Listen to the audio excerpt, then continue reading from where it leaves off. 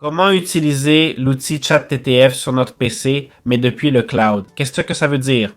En utilisant le serveur d'un autre utilisateur. Pour ça, on peut utiliser des outils comme Mimic PC, qui offre des services de location de serveurs allant de 25 centimes à 2 dollars de l'heure, selon le type et la puissance du serveur qu'on souhaite. Ça nous permet d'utiliser non pas un seul outil, mais tous les outils disponibles dans ce service sans passer par le processus d'OpenRouter ou si notre ordinateur n'a pas assez de capacité ou de mémoire pour l'utiliser directement. Donc, on va chercher ce text-to-speech, on descend, c'est classé par catégorie, jusqu'à arriver au chat TTS. Dans la section génération audio, voilà, on est au chat TTS, on clique sur démarrer l'application, comme vous le voyez. Cette appli ne nécessite que 16 Go de RAM ou plus. On peut donc l'utiliser sur un serveur à 0,25 centimes de l'heure. Notez qu'elle est en mode bargain, ce qui signifie qu'on peut utiliser ce serveur tant que personne d'autre ne le demande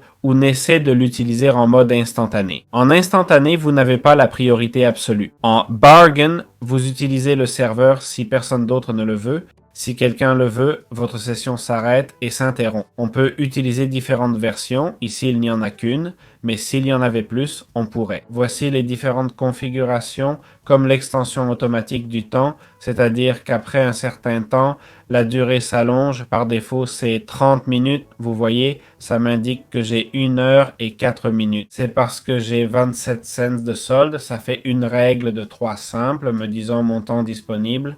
On peut aussi mettre un arrêt auto ou un rappel. Alors, on va le créer, on va procéder et sachez que c'est juste la première fois.